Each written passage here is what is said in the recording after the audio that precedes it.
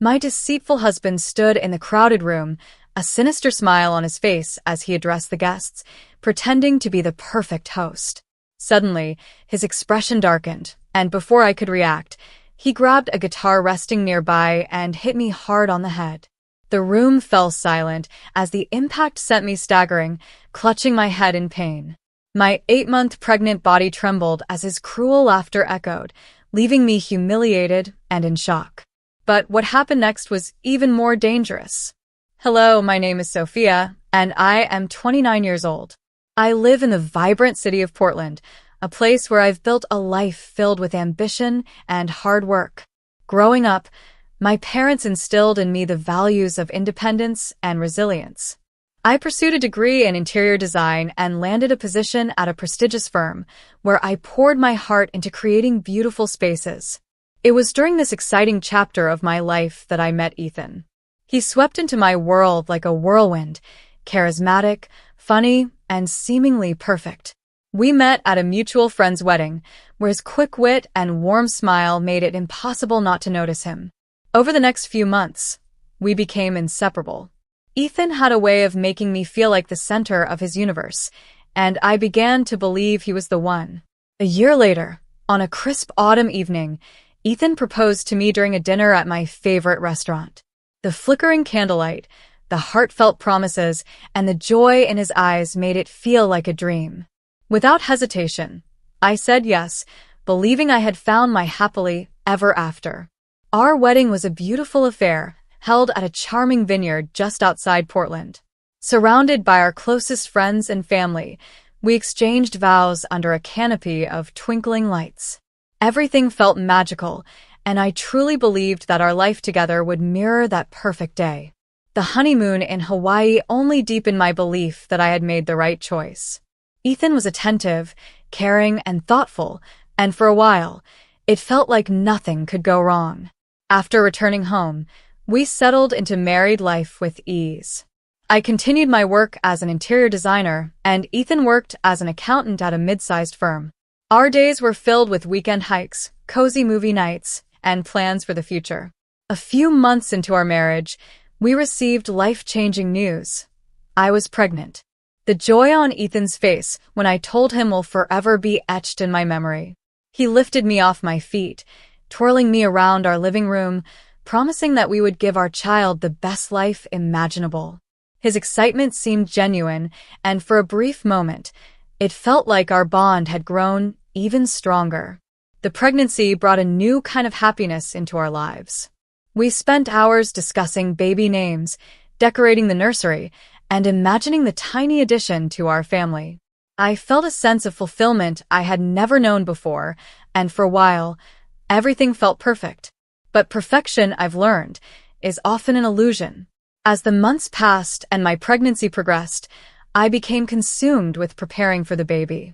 Between doctor's appointments, prenatal classes, and endless research on baby essentials, my days were full. Ethan, on the other hand, began to grow distant. At first, I brushed it off, telling myself that he was just stressed from work. But soon, the signs became impossible to ignore. He was quick to anger, snapping at me over minor inconveniences. His nights out with friends grew more frequent, and his vague answers when I asked about his work left me feeling uneasy. Despite his distance, I remained focused on our child, determined to provide the best life for them. I began saving diligently for the baby's future, setting aside money for medical expenses, nursery costs, and an emergency fund. Over time, I managed to save $40,000. That fund became my safety net, my way of ensuring our child would have the stability they deserved, no matter what. One evening, while folding tiny clothes for the nursery, I decided to check the savings account where I had been keeping the baby fund. My heart sank as the screen displayed the balance, $0. Confused and panicking, I scrolled through the transaction history. The money had been withdrawn in full just days earlier. My stomach churned as realization dawned. Ethan had access to this account. He was the only other person who knew about it. When Ethan walked through the door that evening, I confronted him immediately. "Where is the money, Ethan?" I demanded, my voice trembling with anger and disbelief. He didn't even try to deny it. I used it, he said flatly. For what? I asked, tears welling up in my eyes. I had a chance to win big in a poker game, he replied, his tone defensive. I was going to double the money for us, for the baby. My heart shattered. You gambled away $40,000? That money was for our child. How could you do this to us? His face twisted in anger. Don't act like you're the only one who matters in this house, he snapped. That money was as much mine as it was yours. Who are you to question me about how I spend it? I was speechless, unable to comprehend the depth of his betrayal. He leaned closer, his voice chilling. You think you can talk to me like this? Just wait. I'll get my revenge when the time is right. His words left me shaken to my core. Ethan didn't apologize or show any remorse. Instead, he left the room, leaving me alone with my tears and growing fear of what he might do next. The days that followed were tense and filled with silence. Ethan's chilling words, "I'll get my revenge when the time is right," echoed in my mind, keeping me on edge. Despite my anger and heartbreak, I chose to focus on my baby, determined to protect myself and my child from his toxicity. As my due date approached, Ethan seemed to revert to his old, charming self as though nothing had happened. He began planning an extravagant party to celebrate our wedding anniversary. At first, I wanted nothing to do with it. How can we celebrate after what you've done? I asked him coldly. Ethan, wearing a forced smile, replied, It'll be good for us. Let's show everyone how happy we are. I reluctantly agreed, though my gut told me something wasn't right. I couldn't shake the thought of how he could even afford such a lavish party, especially after losing $40,000. My suspicions were confirmed when I overheard Ethan talking to his brother, Caleb, late one night. I'll pay you back, Ethan said. The party will smooth things over with Sophia, and once she calms down, I'll figure it all out. Caleb hesitated, but eventually agreed to lend him money. My heart sank as I realized Ethan was digging himself deeper into debt. This wasn't about fixing our relationship, it was about control. The day of the party arrived, and I spent hours preparing, forcing a smile as I greeted the guests who filled our home. At 8 months pregnant, every step felt heavy, but I pushed through, not wanting to draw attention to the turmoil brewing beneath the surface. Ethan played the perfect host, laughing and charming everyone as though nothing was wrong. I, on the other hand, felt like an outsider in my own home. My discomfort grew with every passing minute, and when Ethan clinked his glass to get everyone's attention, a sense of dread washed over me. I have a special announcement, he began, his voice dripping with fake sincerity. And a very special gift for my beautiful wife. He motioned for me to join him in front of the guests. My heart raced as I reluctantly walked up, unsure of what to expect. But instead of a gift, Ethan turned to me with an expression that sent a chill down my spine. You think you're so smart, don't you, Sophia? He said, his voice low and venomous. Always telling me what to do, always acting like you're better than me. Ethan, what are you talking about? I whispered, glancing nervously at the stunned faces of our guests. He didn't answer. Instead, his anger erupted. He grabbed the guitar resting on a nearby stand, a piece of decor meant to create a cozy ambience for the party. Before I could react, he raised it high and swung it toward me. The guitar struck the side of my head with a sickening crack, sending me reeling. Pain exploded in my temple as I stumbled backward, clutching my head. Gasps and screams erupted from the crowd as I collapsed to my knees, the room spinning around me. Ethan, someone shouted, rushing toward him. But he didn't care. He stood there, his chest heaving, his face twisted in rage. Blood trickled down the side of my face, and I could feel my baby shifting inside me, as if sensing the chaos. My vision blurred, but through the haze, I saw the shock and horror on the faces of our guests. Fighting through the pain, I pushed myself to my feet, glaring at Ethan with every ounce of strength I could muster. This is the last time you'll ever hurt me, I said, my voice steady despite the tears streaming down my face. Without another word, I turned and walked out of the house, ignoring Ethan's shouts and the murmurs of the crowd. My only thought was to get somewhere safe for me and my baby. Leaving the house that night felt like escaping a prison. The cool night air hit my swollen, throbbing face as I stumbled down the driveway, ignoring the horrified whispers of the party guests and Ethan's furious voice shouting after me. I flagged down a cab and directed the driver to my parents' house. As I sat in the back seat, tears streamed down my cheeks, mixing with the blood trickling from the wound on my head. My hand instinctively rested on my belly, reassuring myself that my baby was still safe. The physical pain from the guitar attack was nothing compared to the betrayal and humiliation I felt.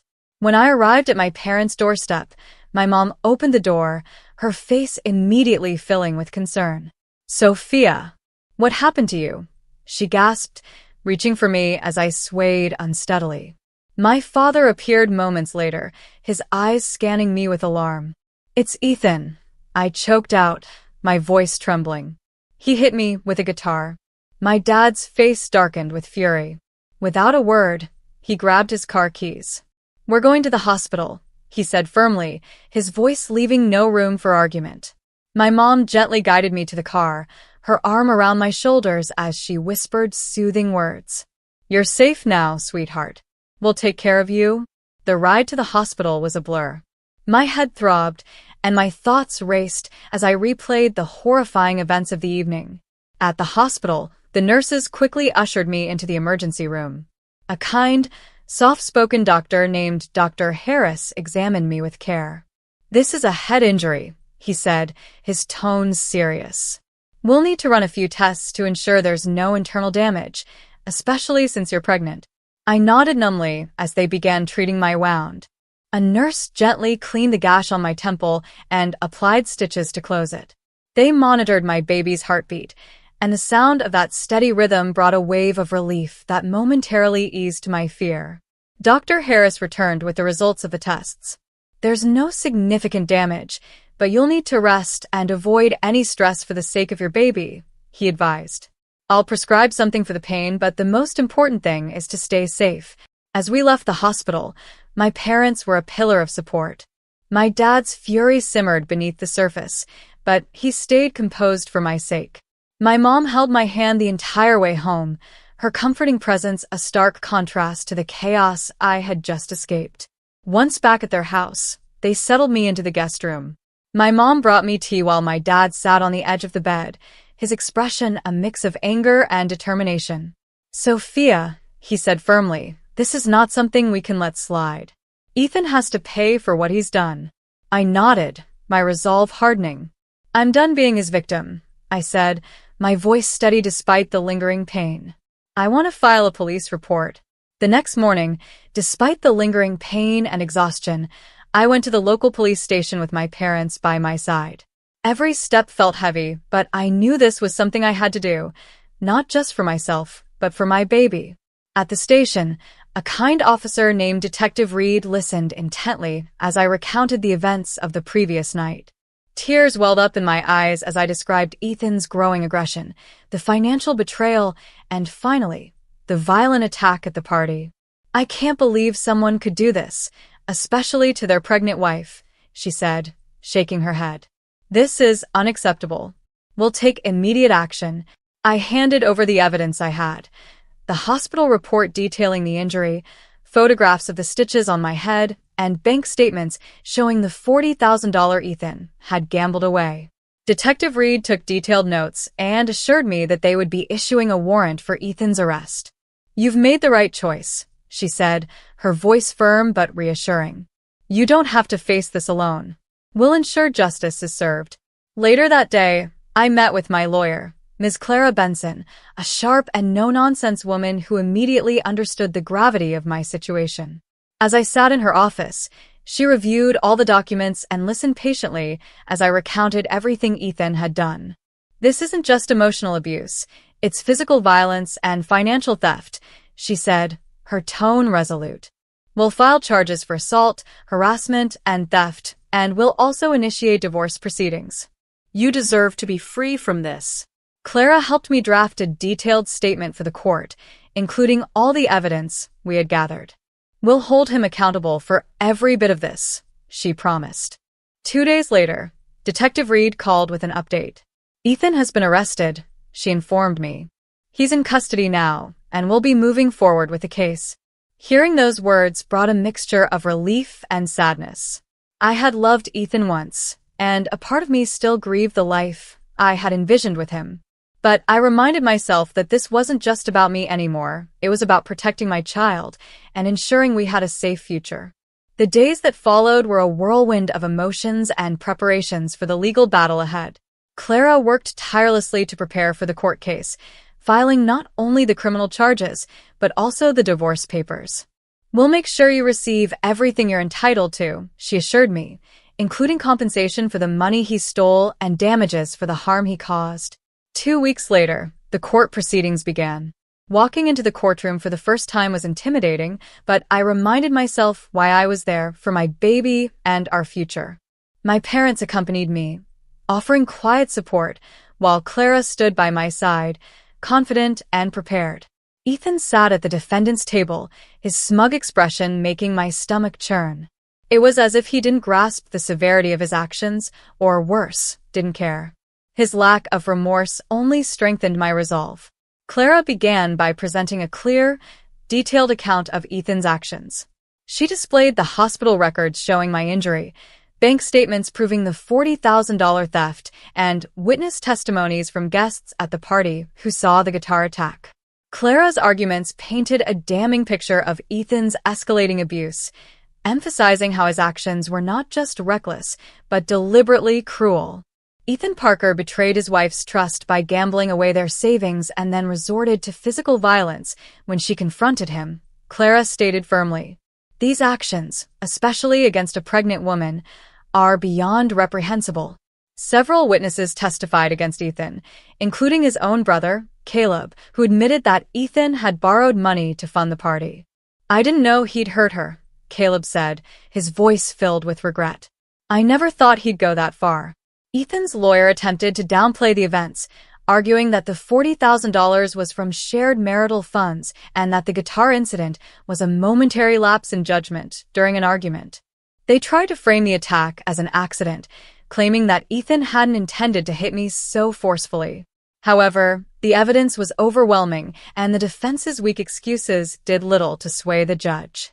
After several hearings, the judge delivered her verdict. She addressed Ethan directly, her tone stern and uncompromising. "Mr. Parker, your actions demonstrate a complete disregard for your responsibilities as a husband and father. The physical and emotional harm you've caused is unacceptable, and you must be held accountable." Ethan was found guilty of for the guitar attack, which resulted in physical injury, for gambling away the $40,000 saved for our child, for his verbal and psychological abuse. He was sentenced to 3 years in prison for assault and theft, ordered to pay $40,000 in restitution for the stolen money, an additional $15,000 in damages for emotional distress. The judge also granted my divorce on the grounds of emotional and physical cruelty, ensuring that Ethan would have no legal claim to me or my child moving forward. As the gavel struck, signaling the end of the trial, a wave of relief washed over me. I had fought for my baby, for myself, and for justice, and I had won. Ethan was led out of the courtroom in handcuffs, his once smug expression replaced by shock and anger. I didn't look back. Clara placed a reassuring hand on my shoulder as we left the courthouse. "You fought hard, Sophia. Now it's time to focus on your future." Walking out of the courthouse that day felt like a fresh start. The weight of Ethan's betrayal and abuse was finally off my shoulders. For the first time in months, I could breathe freely, knowing that he was no longer a threat to me or my baby. My parents, who had been my unwavering support through it all, hugged me tightly as we left the building. Returning to my parents' house, I found comfort in the warmth and love they provided. They transformed their guest room into a peaceful space for me, complete with soft pillows and a rocking chair for the baby. My mom would bring me tea every evening, and my dad would sit with me, sharing stories to keep my spirits up. Their kindness reminded me of the strength of family bonds, something I vowed to create for my child. I began focusing on practical steps to rebuild my life. Clara had ensured that the restitution funds from Ethan's sentence were transferred to me. That money, combined with my savings, gave me a chance to start over. I decided to open a small, home-based interior design business, allowing me to work while caring for my baby. 2 weeks later, on a calm and sunny morning, I went into labor. The contractions started slowly but soon intensified, sending a mixture of fear and excitement coursing through me. My mom rushed me to the hospital, her hands trembling as she gripped the steering wheel. Despite the pain, I felt an overwhelming sense of purpose. This was the moment I had been waiting for, the chance to meet the little life that had kept me going through everything. After hours of labor, I heard the sweet, piercing cry of my baby girl. Tears filled my eyes as the nurse placed her in my arms.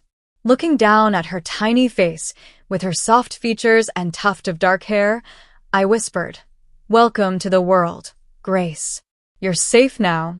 Her name felt fitting, a symbol of the hope and strength she had brought into my life. The days that followed were filled with sleepless nights, endless diaper changes, and moments of pure joy. My parents adored Grace, doting on her and helping me adjust to my new role as a mother. Their love and support gave me the confidence to take the next steps in rebuilding my life. I set up my home-based design business, converting a small space in my parents' house into an office. The work brought me a sense of fulfillment, reminding me of the passion I had before Ethan's betrayal. Slowly but surely, I began to see a future filled with possibilities, free from the shadows of my past. One evening, as I rocked Grace to sleep, I thought about everything I had been through, the betrayal, the humiliation, and the fight for justice. It had been a painful journey, but it had also made me stronger. I realized that I wasn't just a survivor, I was thriving. And now, with Grace in my arms, I had every reason to keep moving forward. "Thank you for saving me," I whispered to her softly. "You gave me the strength to fight and to dream again." Life wasn't perfect, but it was mine to rebuild. The scars from my past served as reminders of how far I had come, and I was determined to give Grace a life filled with love, safety, and hope.